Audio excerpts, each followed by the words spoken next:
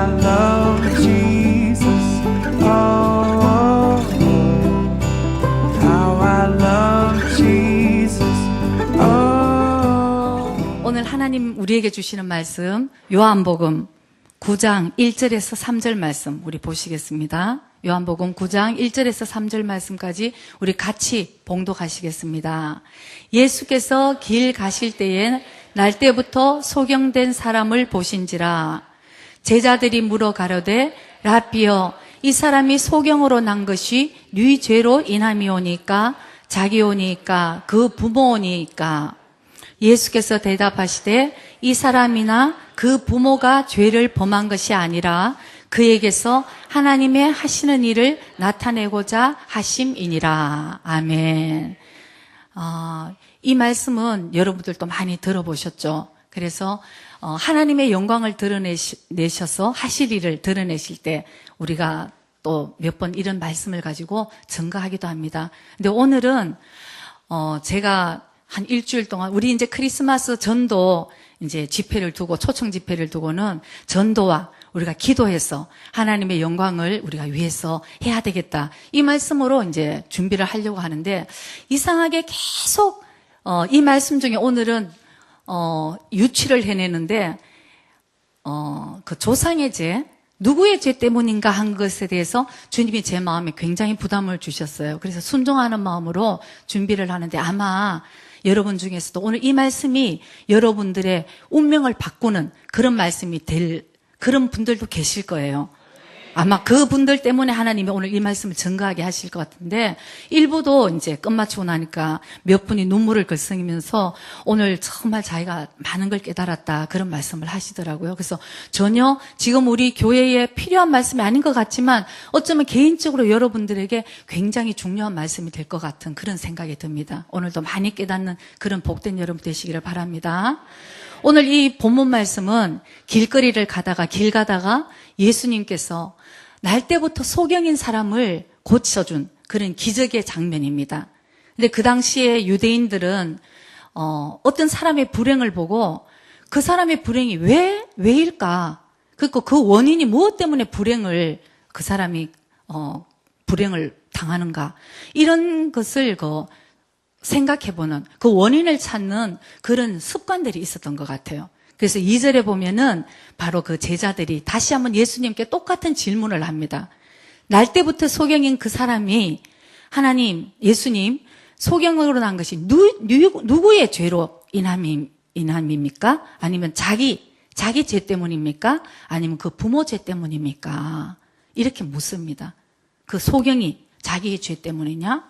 부모 죄 때문이냐. 근데 솔직한 얘기로 나면서 소경인 사람이 뭐 죄를 지어갖고 언제 소경이 되었겠어요. 그래서 자기 죄라는 건 이미 이게 말이 안 되고요. 근데 예수님께서 일단 그 사람이 3절에 보면은 하나님의 영광을 위해서 하나님의 하실 일을 나타내기 위해서 그렇다. 이렇게 말씀을 하시고 그 눈이 이제 맹인이 눈을 뜨게 되는 기적의 장면이 나옵니다.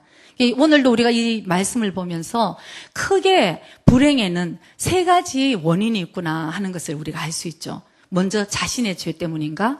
아니면 부모 죄, 부모 세대 위에 그런 죄가 흘러가면서 오히려 내가 이런 불행을 당하는 것이 아닌가 그렇게 생각해 볼 수도 있고요. 그다음 3번째는 가끔씩 또 하나님의 영광 때문에 우리가 불행을 당할 때가 있다. 그런데 이제 다 우리가 당하는 불행은 다 하나님의 영광 때문에 당하는 불행이라고 말씀하고 싶잖아요. 근데 그래요. 죄는 이렇게 지어놓고 아니 하나님의 영광 때문에 내가 이 불행을 당하는 것 같은. 근데 우리가 죄의 원인을 잘 알아야지만 우리가 그것도 축복으로 변한다는 것을 여러분 잘 기억하시기 바랍니다.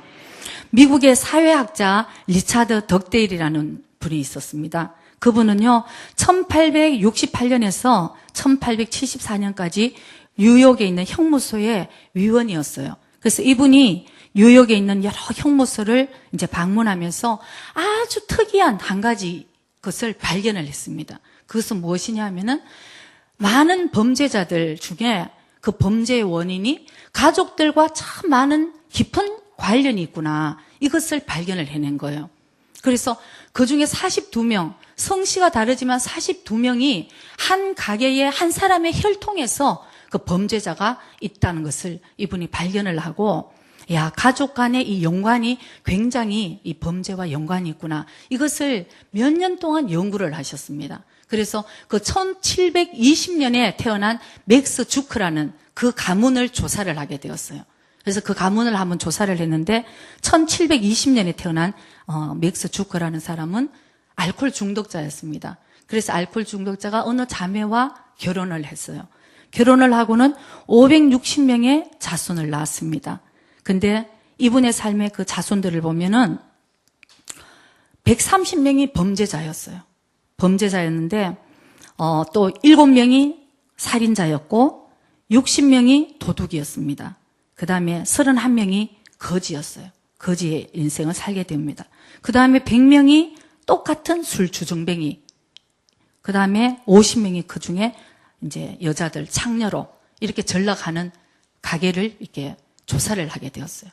그러고는 동시대의 인물로서 조나단 에드워드, 여러분들도 아시는 분 계시죠? 1차 미국의 영적인 대각성을 일으킨 그런 주역인데 조나단 에드워드라는 분의 가게를 주사를 해봤습니다. 그래서 이 조나단 에드워드는 본인도 신실한 그리스도인이지만 굉장히 신실한 자매와 결혼을 하고요. 1394명의 자손을 두게 됩니다. 그런데 그 가게를 참 추적을 해보면은 65명이 교수였어요. 그 당시에 지금이야 뭐 교수님들 많이 계시지만 1700년대, 1800년대 이때 교수님, 대학 교수님 굉장히 대단한 겁니다. 그래서 그 가게에서 65명의 교수, 그 다음에 13명이 그 중에 또 대학 총장을 지냈고요. 그 다음에 주지사가 3명이 나왔고 또 그 가게에서 30명이 법관이 탄생을 했습니다. 그 다음에 또 3명이 시장으로 이제 선출이 되었고 그 안에서 또 이제 변호사가 100명이 나왔고요. 상원의원, 국회 상원의원이 또 3명 정도 나왔고 또 1명이 부통령까지 올라갑니다. 그 다음에 100명이 군대의 장관을 지냈고 그 다음에 그 가게에서 목사님과 목사와 선교사가 100명이 나왔다고 합니다. 그래서 이 동세대의 이 가게에서 흐르는 그 사람들의 조사를 해보니까 한 사람의 가게는 계속적으로 저주가 흘러가고 범죄자가 일어나고 한 사람의 가게는 축복과 더불어 정말 복이 흘러가는 것을 이 리차드 덕데일이 발견을 하고 이 객관적인 데이터를 계속 써서 논문을 쓰고 책을 만들었습니다. 그것은 주크가 범죄, 빈민, 병, 그리고 유전적 전통. 이게 이제 객관적으로 조사를 해서 이런 논문을 만들고 책을 만들어낸 거예요. 근데 이게 이제 이분이 연구를 한 게 아니고 사실은 성경에 나온다는 것을 우리가 깨달아야 되는 것입니다. 성경에도 보면은 한 사람의 삶을, 한 사람이 어떻게 사는 삶을 따라서 한 사람이 어떻게 사느냐에 따라서 그 가게에 그 후손들이 축복을 받느냐 아니면은 저주를 받느냐. 이것이 사실은 성경에 다 나와 있는 것이에요. 말씀 가운데도 많이 있지만 오늘 한 말씀만 찾아보겠습니다. 출애굽기 20장 4절에서 6절 말씀까지 우리가 같이 한번 읽어보시겠습니다. 너를 위하여 세간 우상을 만들지 말고 또 위로 하늘에 있는 것이나 아래로 땅에 있는 것이나 땅 아래 물속에 있는 것에 아무 형상이든지 만들지 말며 그것들에게 절하지 말며 그것들을 섬기지 말라. 나 여호와 너의 하나님은 질투하는 하나님인즉 나를 미워하는 자의 죄를 갚되 아비로부터 아들에게로 3, 4대까지 이르게 하거니와 나를 사랑하고 내 계명을 지키는 자에게는 1000대까지 은혜를 베푸시느니라. 아멘. 하나님은 너무 은혜로우신 분이세요. 저주는 3, 4대까지 그 다음에 복은 1000대까지 주신다는데 우리가 오늘 깨달아야 되는 것은 우리 세대에 이제 저주를 끊고 나로부터 축복을 흘려보내는 그런 자가 되어야 되겠다는 것을 아마 하나님께서 여러분들에게 메시지를 주시는 것 같습니다. 지난주 이제 목사님 말씀을 우리가 들을 때에 아브라함의 삶에 대해서 우리가 들었습니다.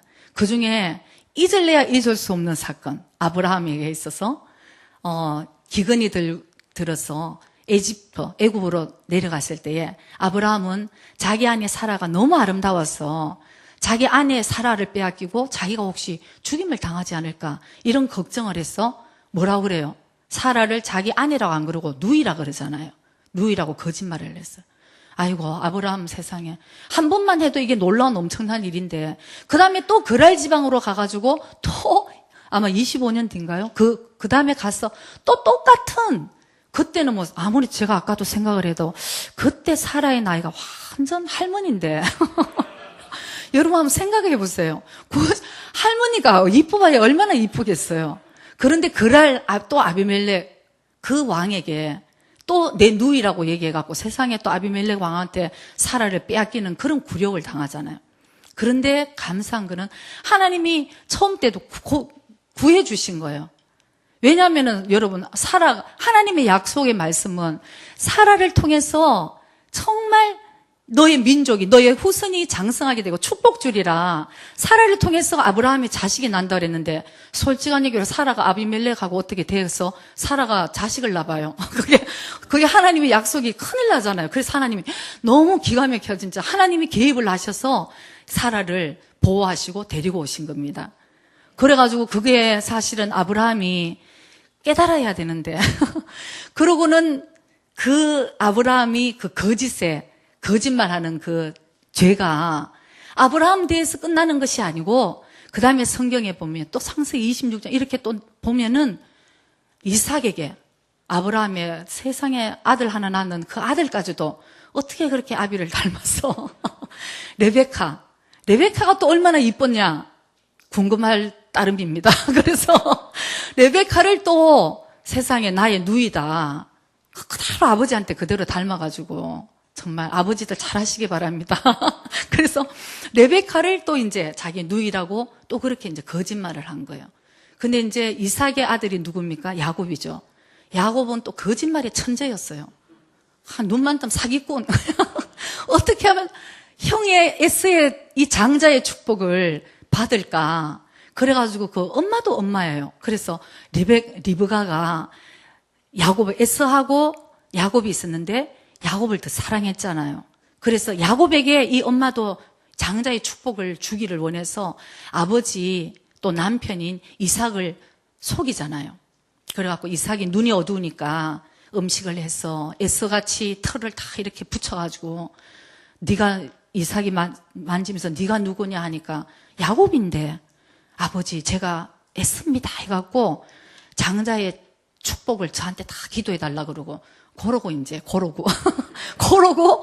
축복을 받겠다고 그 거짓말로. 그러고는 또 여러분 요셉, 그 다음에 야곱의 자녀들, 아들들이 나잖아요. 그래서 이제 야곱의 자식들 중에 야곱이 제일 사랑한 여자가 라헬이었잖아요. 라헬, 이 사랑한 아내에서 요셉과 베냐민이 나는데 요셉이 태어나니까 이 야곱이 요셉을 너무 사랑한 거예요. 아주 편애를 했습니다. 그랬더니 그 위에 형들이 안 그래도 미워 죽겠는데 요셉 얘는 맨날 꿈만 꿨다 그러고 형들한테 나타나서 형 내가 보니까 그냥 형들 볏집이 그냥 나한테 인사하더라 이러고 안 그래도 진짜 눈에 가신데 아버지가 그렇게 얘만 좋은 옷을 입히고 이렇게 하니까 형들이 어느 날 저걸 죽여야지 그래가지고 죽이려고 그러는데 그도 맏형이 최고예요.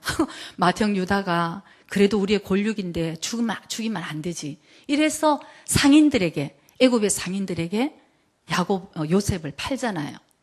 그러고는 그 형들이 야곱의 자식입니다. 형들이 그 요셉이 입던 옷에다가 그 염소를 죽여가지고 피에 묻혀가지고 아버지 갖다 드립니다. 야곱에게. 아버지 당신이 사랑하는 요셉이 아마 짐승에게 물려서 찢겨서 아마 죽었을 거라고. 이 옷을 보라고. 근데 아버지가 그 사랑하는 내 아들 요셉이 이제 죽었구나 하고 이제 이러고 있는데, 그러고 싶을까 싶잖아요, 여러분. 근데 그 거짓말이 그 대대로 이렇게 흘러가는 것을 봅니다. 그 가게에. 그러는데 남자들만 거짓말 했겠습니까? 그 여자들도 한술 더 떠가지고. 사라도 여러분, 걔 사라하고 리브가, 라헬, 그 다음에 계속적으로 거짓말하는 것을 우리가 볼 수 있어요. 성경에 보면. 창세기 전체를 이렇게 여러분 한번 읽어보시면 굉장히 그 스토리가 재밌으면서 이렇게 흘러가는구나 이렇게 우리가 알 수 있는데 사라는 어느 날 너에게 내년에 아들이 날 거다 그렇게 얘기한 걸 얘기 듣고 속으로 웃었습니다. 아니 내 나이가 몇이고 내 남편 아브라함을 보니까 애 낳을 것 같지도 않고 힘도 없는데 아니 그리고 피식 그냥 비웃었어요. 근데 어느 날 주님께서 너한테 내년에 아들이 난다고 얘기를 했는데 너는 속으로 왜 그거를 내가 나이가 이렇게 들었는데 낳을 수 있겠냐고 너는 왜 웃어? 이렇게 말씀하시니까 무서워졌어요. 내 마음에 아무도 모르게 난 웃었는데 주님이 그걸 지적하시니까 무서워서 나 절대 안 웃었어요. 근데 주님께서 거기서 계속 추구를 하시는 거예요. 아니야, 넌 다시 확실하게 넌 웃었어. 아니 웃었습니다. 그러면 되잖아요. 하나님, 난 내 나이에 정말 그 믿어지지 않았어. 내가 그냥 웃음이 나왔네요. 이렇게 되는데 나 절대 안 웃었다고. 그리고 리버가도 아까 말씀드렸듯이 야곱에게 장자의 축복을 주기 위해서 남편 이삭을 속이는 것입니다. 그 다음에 또 라헬도 여러 가지 일로 그 설명을 하자면 여러분 많이 길지만 여러분들이 창세기를 한번 재미있게 한번 읽어보시기 바랍니다. 오늘 제가 여러분들에게 말씀드리고자 하는 것은 아브라함의 집에도 이런 그 치명적인 거짓에 이런 유전이 있었다는 것입니다. 여러분 또 오늘 이 말씀 듣고 이상하게 또 은혜 받으셔갖고 믿음의 조상 아브라함도 거짓을 했는데 나는 이까짓 거 여러분 이제는 성령님의 시대예요. 성령의 시대이기 때문에 우리 마음에 사실 그런 조그만 거짓된 것이 있으면 성령님이 지적해 주십니다. 우리는 그것에 붙들고 사실은 거짓말을 물리치고 우리가 정말 성결한 삶을 살아야 되는 것입니다. 근데 오늘 우리의 가게를 아브라함을 보면서 우리의 가게에 우리의 선조들의 흐르는 그런 저주 이런 죄들은 어떤 것인가 우리 한번 잘 생각을 해봐야 됩니다. 오늘 이런 말씀들이 여러분들이 아마 많이 들어보신 분들도 계실 것이고 어쩌면 처음 듣는 그런 주제일 수도 있어요. 그러나 여러분 인생에 너무너무 중요한 주제라는 것을 여러분 오늘 꼭 깨달으시기 바랍니다. 우리가 사실은 병도 생활 습관병이라는 것이 있습니다. 생활 습관병이라는 것은 가족들이 같이 생활하면서 같은 음식을 먹고 같은 생활 패턴을 우리가 따라서 살다 보면은 당뇨병이나 고혈압, 심장병 이런 것들이 어리지만은 지금은 나타나지 않지만은 똑같이 그런 병들이 있는 가정에서는 병들이 나타날 수 있다는 것을 우리가 생활 습관병이라고 그러죠. 가족들 안에 있는 병. 근데 이게 이제 영적인 걸 모르는 분들이 그냥 생활 습관병이라 그러지 사실은 이 배후에는 영적인 이 흐름이 저주들이 흘러간다는 것을 우리가 알아야 되는 것이에요. 건강검진을 받을 때에 먼저 묻는 것이 암에 대해서 물을 때 당신의 가족 안에서 암이 걸린 사람들이 누구 있는가 이거부터 우리가 물어보는 거예요. 그러니까 가정의 저주 오늘 여러분들에게 말씀드릴 테니까 여러분들이 한번 우리의 가정에는 어떤 것들이 흘러가는가 다시 한번 잘 한번 생각해 보시기 바랍니다. 우선은 우상 숭배의 죄. 이건 참 많은 가정에 있을 것 같아요. 우상 숭배. 예수님을 만나기 전에 내가 모르고 다른 종교에 심취했다든지 내가 모르고 무언가에 대해서 내가 섬겼던 거. 이 모든 것이 사실 우상 숭배라는 것이죠. 아까 우리 출애굽기 20장 하나님 말씀하셨습니다. 그 어떤 형상이라도 너희들은 만들지 말고 섬기지 말고 하라. 왜냐하면 하나님은 어떤 하나님? 질투하는 하나님이라고 말씀하십니다. 여러분 사랑하는 아내가 있고 사랑하는 남편이 있는데 나를 정말 사랑해 주기를 원하는데 그 사랑해 줘야 될 사람이 다른 여자를 사랑하고 다른 남자를 사랑한다 그러면 여러분 기분이 어떻겠어요? 질투가 나지 않겠어요? 왜냐하면 사랑하기 때문에 질투가 나는 것입니다. 하나님은 우리를 너무 사랑하셔서 예수님이 피 흘려서 대신 정말 우리의 죄를 속죄해 주시기 위해서 죽으실 만큼 저와 여러분을 사랑하셨어요. 그 사랑하는 우리가 주님만을 사랑을 해야지 주님이 기쁘신데 우리가 다른 것을 절하고 다른 것을 사랑한다 그러면은 주님은 질투하시는 것이 정확하다는 것이죠. 그러니까 우리가 우상 숭배했던 죄, 내가 모르고 했던 죄도 여러분 다 용서함 받습니다. 그러니까 우리가 사실 이것도 회개를 해야 되는 것이에요. 그래서 내 또 집안에 점장이들 무당이 없었는가? 이것도 여러분들이 한번 살펴볼 필요가 있는 것이에요. 그 다음에 우리의 가게에 이런 만성적인 병 아니면 이 암 같은 병들이 흘러가고 있지 않는가? 이런 것도 우리가 한번 봐야 되고요. 그 다음에 가난도 사실은 흘러가는 것입니다. 어딘가에 예수님을 믿는 데에서 우리가 이거를 단절시키고 끊어야 되는 필요가 있는 것이에요. 가난도 흘러가는 것. 그 다음에 일부 일처제도 아니고 맨날 불륜을 일으키는 집안이 있어요. 이런 집안도 사실 그 가게에 음란의 영들이 흘러가는 그런 경우가 있기 때문에 이게도 우리가 끊어야 되는 그런 저주들인 것입니다. 그 다음에 뭔가 자꾸 이혼하는 집안들도 있고요. 그 다음에 뭔가 자꾸 사고가 나는 사람들은 혹시 우리 가게에 우리 위에 선조에 대해 사고로 무슨 일이 있지 않은가 이것도 한번 조사를 해볼 필요는 있습니다. 그 다음에 자살하는 것. 이것도 뒤에서 그 배후에는 정말 그 영들이 역사를 하는 것이에요. 우리 한국 사람들은 알지만은 몇 년 전에 우리 국민 정말 여배우 최진실이 갑자기 자살했잖아요. 그 다음에 그것만 해도 쇼크인데 그 다음에 2년인가 있다가 그 하나밖에 없는 또 동생이 자살을 합니다. 자살을 하고 또 그 다음에 몇 년 있다가는 뭐 전남편이지만 그 전남편도 또 자살을 해요. 이번에도 보니까 그 최진실의 매니저 마지막까지 있던 그 매니저도 자살을 했더라고요. 그러니까 여러분 그러니까 이게 생활 습관병처럼 뭔가 이 저주들이 우리 주위에 계속 흐르고 가정에서 흘러간다는 것을 이것을 설명하죠. 그만큼 영향력이 있는 사람이죠. 사실 그 한 사람이.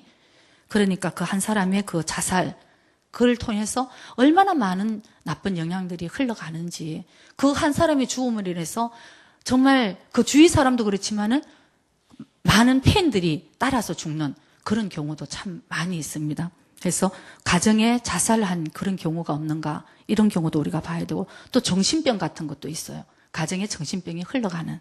그 다음에 도박하는 거.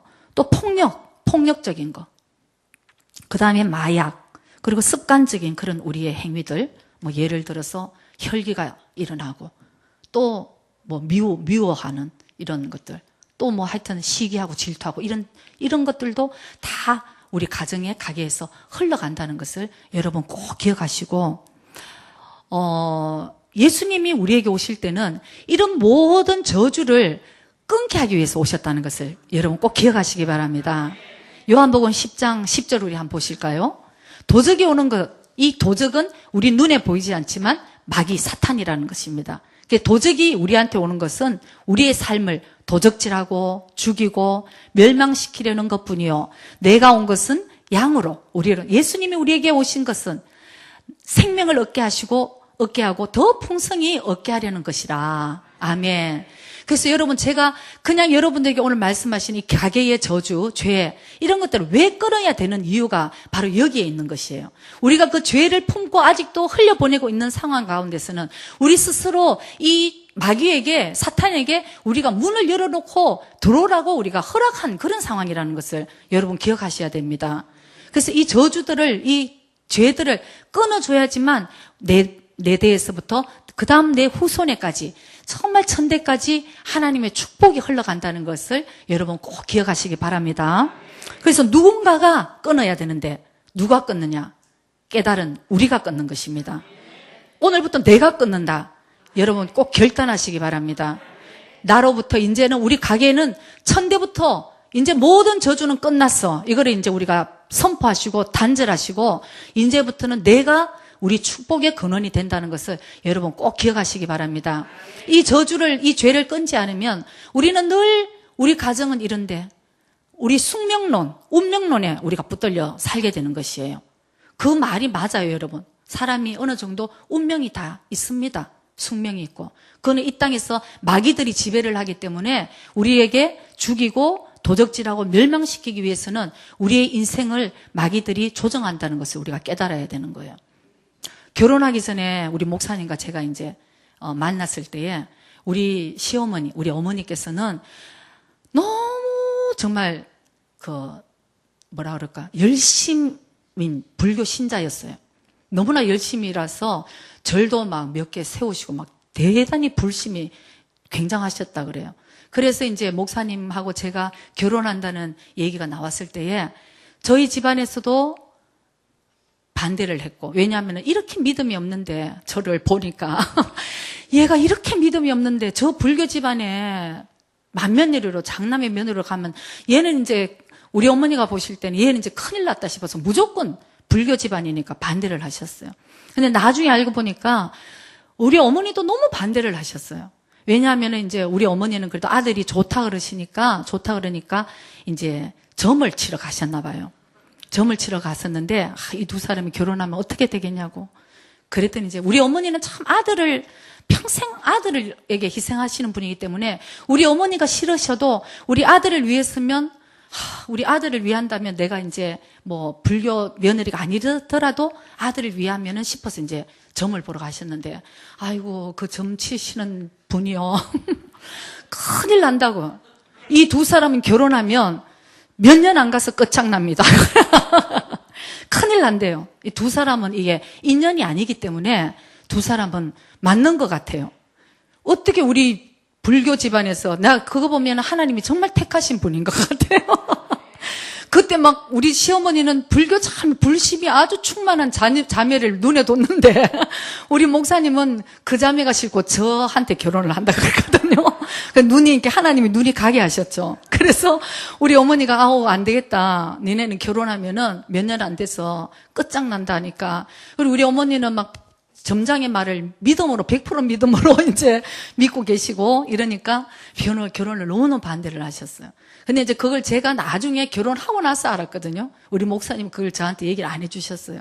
왜냐하면 저도 기분이 안 좋을 것 같으니까, 저도 반대하는 결혼하고 싶지 않다 막 이랬을 것 같으니까 우리 목사님 결혼하고 나서 사실 그때 이런 일이 있어서 당신하고 결혼 되게 엄마가 반대했다 이런 얘기를 하시더라고요. 근데 그걸 잘 들어보면 그 운명론과 숙명론이 맞아요. 그대로 빨려 들어가면 우리가 이 저주를 끊지 않고 그대로 딸려 들어가면은 맞는 거예요. 그래서 제가 결혼을 하고 보니까 제가 사실은 33살 때 저는 이제 뭐 보통 세상에서 말하는 4대째 크리스찬이거든요. 제가 이래봬도 뼈대 있는 집안에 제 4대째 크리스찬인데, 제가 정말 주님을 만나보고 제가 주님의 말씀대로 살고자 하고 이랬는데, 제가 솔직히 말하면 저는 내 말로 내 입으로 전 4대째 크리스찬입니다는 얘기를 못해요. 왜냐하면은 하나님이 원하시지 않는 것을 흘려가면서 참 좋은 것도 많았거든요. 저희 집안에 정말 크리스찬으로서 4대째까지 오면서 제가 우리 어머니에게 정말 감사하는 것도 참 많아요. 어릴 때부터 이렇게 교육을 시켜줬어. 정말 정직한 거, 거짓말하지 않고 이런 모든 것을, 엄마가 참 좋은 거를 저한테 잘 가르쳐 주셨다.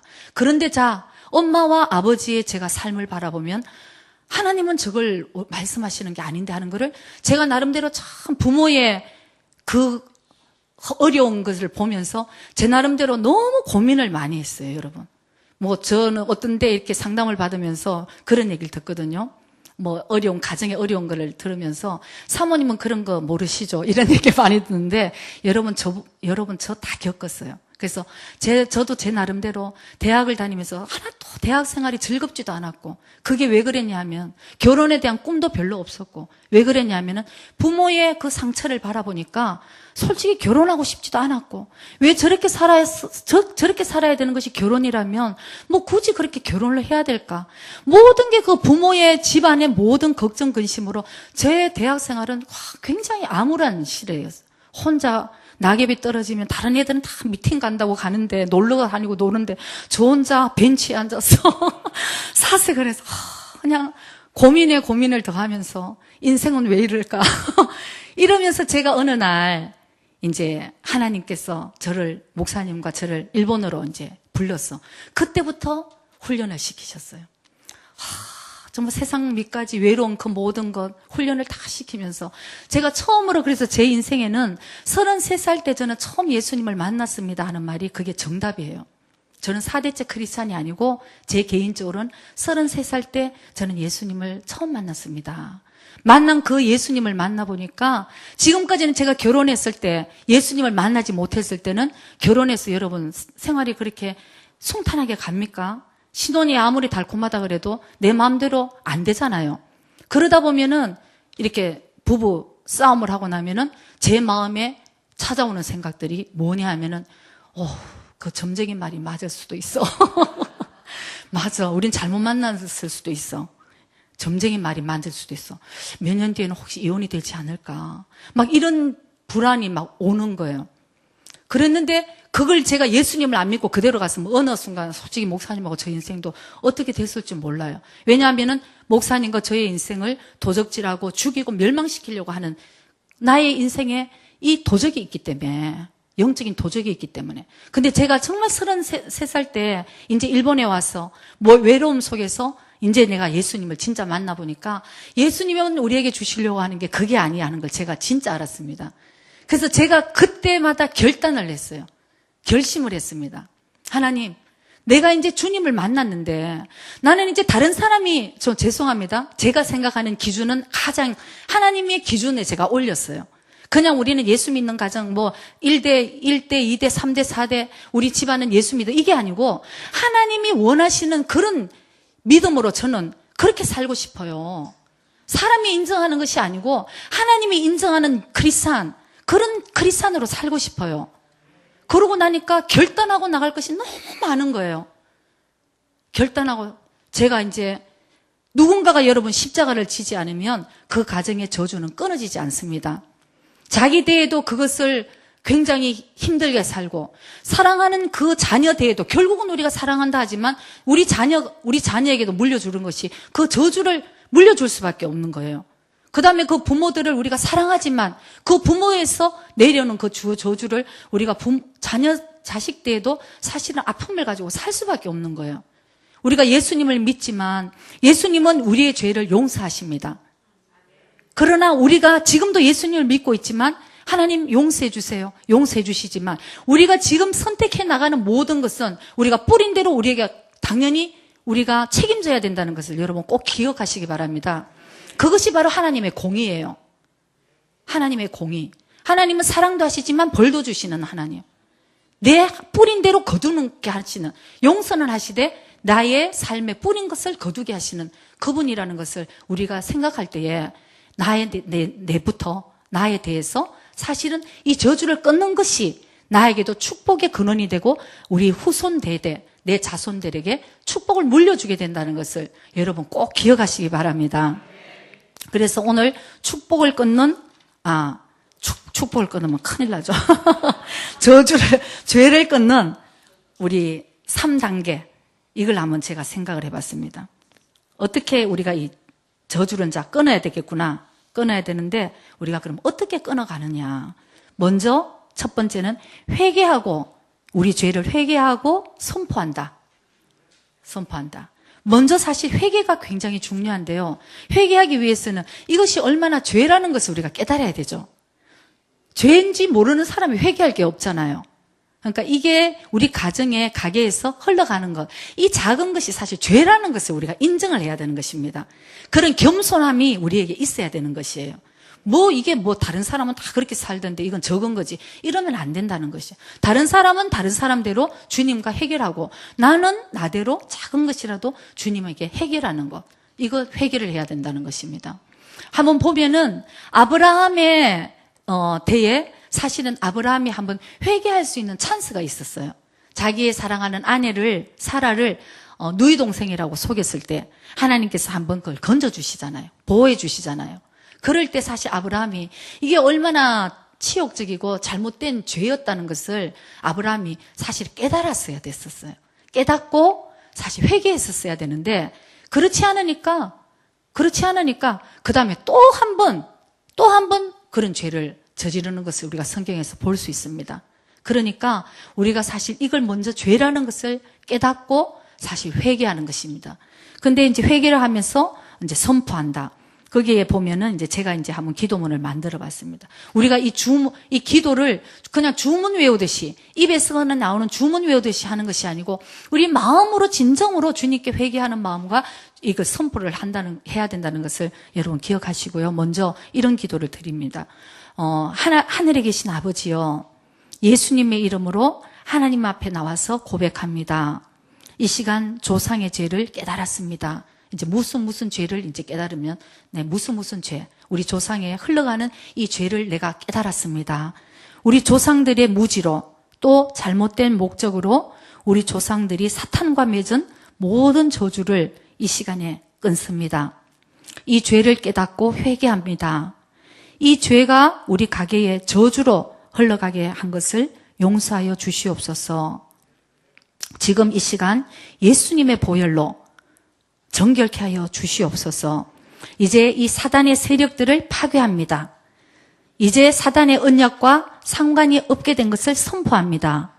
예수님의 피의 언약, 이것을 다시 믿습니다. 흑암의 권세에서 광명으로 옮겨짐을 감사합니다. 그리고 이제 사탄에게 명령하는 거예요. 사탄아, 이 사탄아 들어. 이제 이렇게 해서 이제 더 이상 나는 너와 상관이 없어. 너도 나와 상관이 없어. 예수님의 이름으로 지금 명한다. 모든 사단의 세력들아 나에게서 떠나가라. 이제 예수님의 이름으로 명하노니 그 사탄과 맺었던 모든 언약들은 파괴될지어다. 우리 가게의 혈통을 타고 악의 세력들이 영원히 지배하고자 하는 모든 저주를 이제 끊어버리노라. 이렇게 해서 마귀에게도 사탄에게도 선포를 하는 것이에요. 여러분, 이걸 마음에서, 그냥 이게 주문이 아닙니다. 입에서 하는 마음이 아니고 진정으로 우리 마음으로 회개하면서 이런 선포의 기도가 우리가 필요하다는 것입니다. 그 다음에 두 번째, 아까 우리 찬양 드렸습니다. 예수의 피밖에 없네. 나의 죄를 정결케 하는 것, 나의 죄를 씻겨주는 것은 예수의 피밖에 없네. 우리 예수님의 보혈이 얼마나 정말 능력이 있다는 것을 여러분 기억하시기 바랍니다. 그래서 나를 덮고 있는 모든 것, 예수의 보혈로 나의 영과 혼과 육, 나의 영과 혼과 육을 주님 보혈로 정결케 하여 주시옵소서. 이 기도 매일매일 하세요, 여러분. 나의 모든 주의 보혈로 저는 여러분들이 원하지 않든 기도합니다. 주님 보혈로, 무조건 보혈로 다 씻어버리거나, 우리 성도들 한 사람 한 사람 주여, 오늘도 보혈로 우리 성전을 다 덮어주시고, 주님 보혈로 우리 한 사람 한 사람 깨끗게 하시고 정결케 하여 주시옵소서. 우리 주님 보혈밖에 없습니다, 여러분. 그래서 보혈로 여러분들이 회개하고 선포하시기 바랍니다. 그 다음 두 번째는 마음으로 말씀을 믿을 것. 마음으로 진짜 말씀을 믿을 것. 우리 갈라디아서 3장 13절 14절 우리 말씀 한번 볼까요? 그리스도께서 우리를 위하여 저주를 받은 바 되사 율법의 저주에서 우리를 속량하셨으니 기록된 바 나무에 달린 자마다 저주 아래 있는 자라 하였습니다. 14절. 이는 그리스도 예수 안에서 아브라함의 복이 이방인에게 미치게 하고 또 우리로 하여금 믿음으로 말미암아 성령의 약속을 받게 하려 함이니라. 아멘. 모든 저주는 이제 예수님께서 저 주셨다는 것입니다. 예수님께서 우리의 저주를 대신해 주셨다는 것이에요. 이 말씀을 여러분들이 진정으로 마음으로 믿으시기 바랍니다. 그래서 이제는 모든 이방인으로 예수 안에서 모든 아브라함의 그 축복이, 저주는 이제 끊어지고 아브라함의 진정한 그 축복이 우리를 통해서 우리 대대로 흘러가게 하시기 위해서 예수님께서 우리를 대신해서 저주를 받으셨다는 것을 우리가 진정으로 믿어야 되는 것입니다. 시편 103편 3절 4절에도 이런 말씀이 있습니다. 시편 103편 3절 4절 말씀에는 저가 너의 모든 죄악을 사하시고 너의 모든 병을 고치시며 너의 생명을 파멸에서 구속하시고 인자와 긍휼로 관을 씌우시며. 여러분, 이 말씀도 진정으로 믿으십니까? 예수님께서 나를 대신해서 참 모든 죄악을 사해 주시고 모든 병을 고쳐 주시고 내 생명을, 죽을 수밖에 없는 내 생명을 파멸해서 구속해 주셨다. 이거를 진정으로 우리 마음으로 그 말씀을 믿어야 되는 것입니다. 그러면은 그 힘이 얼마나 여러분 나는지 몰라요. 말씀에 바로 서 있는 사람들은 무서울 거 없어요, 여러분. 말씀에 성령의 검이 있으니까 마귀들을 그냥 검으로 이리 착착착착 검으로 우리가 물리치는 것입니다. 그래서 이걸 말씀을 여러분들이 진정으로 믿으시기 바랍니다. 그다음 세 번째 단계는, 그 다음에는 행동하는 믿음. 이제 우리 두 번째가 마음으로 말씀을 믿는 것은 마음에서 일어나는 믿음이죠. 그다음 세 번째는 그 다음에는 행하는 믿음이 돼야 되는 것이에요. 행동하는 믿음. 우리가 이제 행동하는 믿음은 이 말씀을 진정으로 우리가 마음으로 믿을 때에 행동으로 나오는 것이에요. 마음으로 진정으로 믿지 않으면 행동으로 나오지 않습니다. 그렇기 때문에 우리가 마음으로 진정으로 믿고 우리가 행동하는 믿음으로 옮겨야 되는데, 신명기 30장 15절 우리 한번 보실까요? 보라, 내가 오늘날 하나님께서 우리에게 생명과 복과 사망과 화를 우리 앞에 두셨다는 것입니다. 자, 여러분, 행동으로 옮기는데 우리가 무엇을 선택해야 될까요? 이건 행동으로 우리가 선택을 해야 되잖아요. 내가 생명을 선택할까? 복을 선택할까? 사망과 화를 우리 앞에 뒀는데 결국은 선택하는 것은 우리의 책임이라는 것입니다. 하나님은 우리에게 우리를 로봇과 같이 만들지 않으셨어요. 우리에게 다 자유의지를 주셨죠. 우리 자유의지를 가지고 우리가 주님을 사랑하고 주님이 주시는 것들을 우리가 좋은 것을 선택하기를 주님 기뻐하시는 것이에요. 많은 분들이 때로는 이런 얘기를 많이 합니다. 왜 하나님께서 나한테 이런 길로 인도를 하셨습니까? 근데 하나님이 잘 생각해 보면 하나님이 인도하시는 게 아니에요. 제가 볼 때도 우리가 선택을 잘못해서 우리가 내 마음에 욕심이 많을 때는 하나님의 말씀을 우리에게 주셔도, 성령님이 우리에게 음성을 들려주셔도 욕심이 너무 커버리면 성령의 음성을 우리가 무시해버리고 들리지도 않아요. 안 듣게 되고. 그러고는 실컷 내 마음대로 내가 해놓고는 나중에 왜 하나님이 나한테 이것을 허락하시고 왜 나를 이렇게 인도하셨는가? 이게 아니라는 것입니다. 그렇기 때문에 우리가 결국은 내가 뿌린 것은 내가 거둬야 된다는 것이 바로 하나님의 공의가 바로 거기에 있다는 것이에요. 그렇기 때문에 우리가 이 자유의지를 가지고 생명과 복, 이것을 선택하는 우리가 돼야 되는 것이에요. 하나님은 우리에게 재능과 사실은 또 이런 것들, 재능, 달란트, 이런 것들은 하나님 우리에게 재능과 은사 이런 거는 우리에게 그냥 주십니다. 하나님의 필요 때문에 우리에게 그냥 주시지만 우리 한 사람의 인생의 목표가 뭡니까? 예수님을 닮아가는 것. 우리가 예수님을 닮아가는 것을 우리가 성품, 이 예수님의 닮아가는 목표를 우리가 진정으로 붙든다면은 이것은 우리 삶에 좋은 것을 선택해 나가야 되는 것입니다. 그것을 행동으로 붙들어 나갈 때에 나중에 결국은 우리 삶의 열매로 맺어진다는 것을 여러분 꼭 기억하시기 바랍니다. 내가 이 저주를 끊고 싶다. 그것을 우리가 먼저 선포하고 정말 기도하고 회개하고 그 다음에 이 말씀을 내가 진정으로 믿고 그 다음에 제일 정말 중요한 것은 행동으로 내가 이제 옮기는 것. 내가 사실은 이걸 선포하고 회개하고 기도했다 하더라도 아직도 죄 가운데 그대로 있으면 어떻게 여러분 그것이 끊어질 수 있겠어요? 그러니까 지금 죄의 현장 가운데 그대로 있는 분들은 여러분들이 이제 노력하고 결단하고 주님 도와주시옵소서 하고 이 죄를 내가 끊을 테니까 성령님 도와주십시오 하고 도우면서 내가 행해 나가야 된다는 것입니다. 그럴 때에 우리의 그 저주들이 내 대에 나에 의해서 끊어진다는 것을 여러분 꼭 기억하시기 바랍니다. 어떤 가문이든지 어떤 가게이든지 사실은 다 문제점이 있어요. 여러분들 예수 믿는다고 해서 다 축복이, 어떤 분들 그러더라고. 나 예수 믿고 우리 집안에 이렇게 다 예수 믿는데 왜 우리 집안에 이렇게 콩가루 집안입니까? 그게 우리 바로 그렇기 때문에 우리가 이 저주들을 끊어야 된다는 것이에요. 그거는 안 끊고 맨날 나는 예수님 정말 믿는데 우리 집안은 왜 이러냐. 그 마귀의 통로를 우리가 다 만들어 놓고는 예수님을 믿는다고 하니까 마귀들이 우리를 죽이고 멸망하고 도적질하고 이 문을 우리가 스스로 열어놓고는 그렇게 될 수밖에 없죠. 예수님을 이제 믿으면 정말 멋지게 한번 우리 믿고, 야, 저 사람 정말 예수 믿더니, 야, 정말 복 터졌어. 야, 저 사람 예수 믿더니 정말 저 집안이 변했어. 이런 복들이 진짜 임해야지. 나도 한번 예수 믿어봤으면 좋겠다.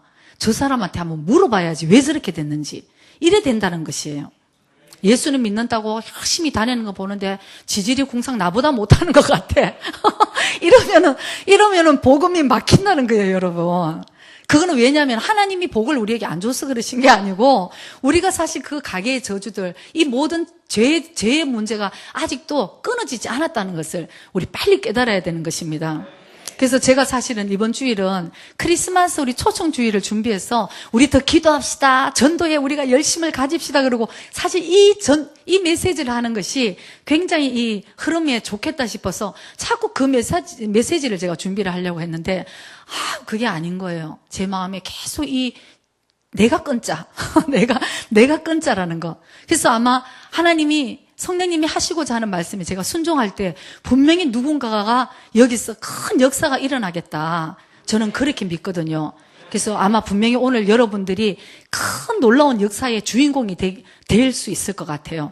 그래서 여러분들의 인생에 이제 지금까지 우리가 부모의 세대에서 왜 우리 부모는 나한테 이렇게밖에 해주지 못했었는가? 이런 상처들을 우리 이제 다 내려놓으시기 바랍니다. 내 대에서 이제 내가 주역이야. 내가 이제 주인공. 내가 이제 영적인 축복의 아브라함이야. 나부터 흘려보내면 돼. 이제 우리는 이렇게 생각을 해야 되는 것이죠. 저도 이제 예수님을 믿기 전에는 정말 마음의 상처가 너무 많다 보니까 정말 우리 부모님은 좀 이랬으면 참 더 좋았겠고 왜 저럴 때 좀 말씀에는 이렇게 했는데 왜 저걸 왜 좀 이겨내지 못하지? 막 정말 저한테는 너무너무 큰 갈등이 있었어요. 그랬는데 저는 이제 제가 어느 날 깨닫고 내가 끊어야지. 나는 내가 끊을 거야. 그리고 내 자녀에게, 내 사랑하는 자녀에게는 난 내가 절대 내가 이 힘들었던 이 고난을 난 흘려보내지 않을 거야. 저는 진짜 이를 깨물었어요.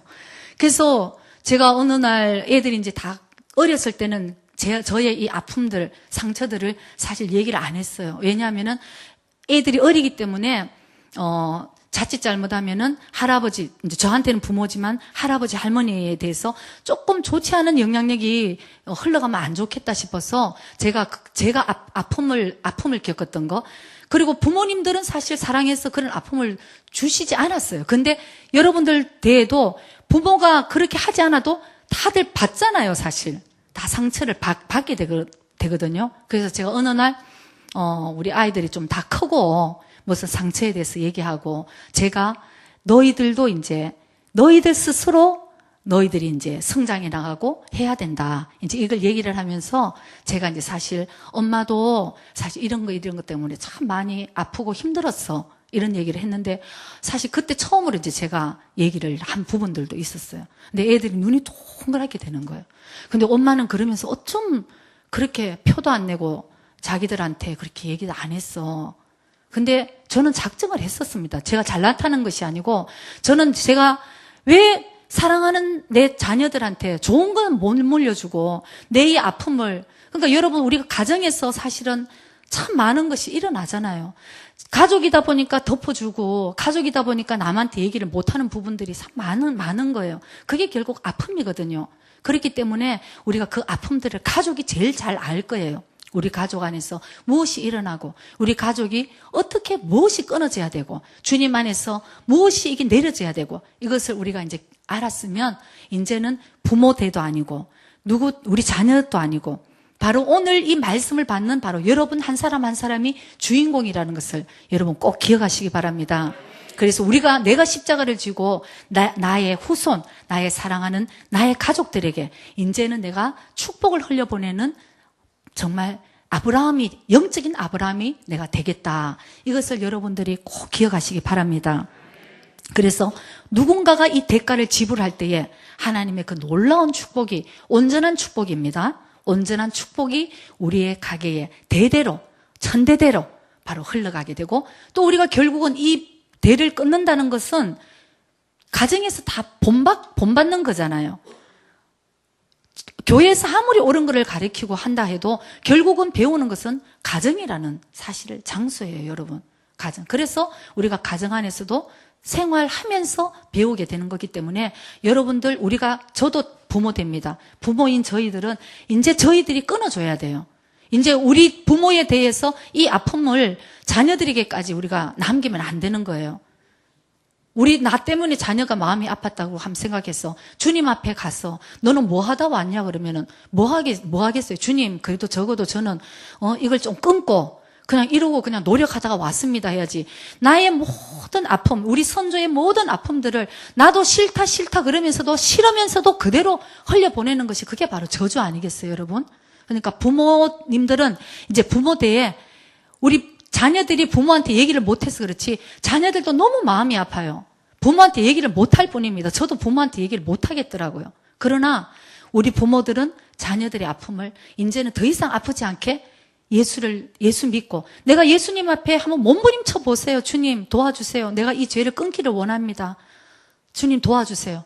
그리고 이제 만약에 자녀인 여러분들은 이제 부모 탓하지 마시고 내 대해서 내가 이제 영적인 아브라함이 되겠다. 결단하는 오늘 이 시간 되기를 원합니다. 그래서 오늘부터 이 시간부터 내가 이제 우리 가문의 모든 가게에 흐르는 죄들, 저주들을 내가 끊고 나로 인해서 이 영적인 축복, 온전한 축복이 흘러가는 그런 가문을 만들겠다. 그런 가문들이 다 되기를 주의 이름으로 축복합니다. 아멘. 기도드리겠습니다. How I love Jesus. Oh.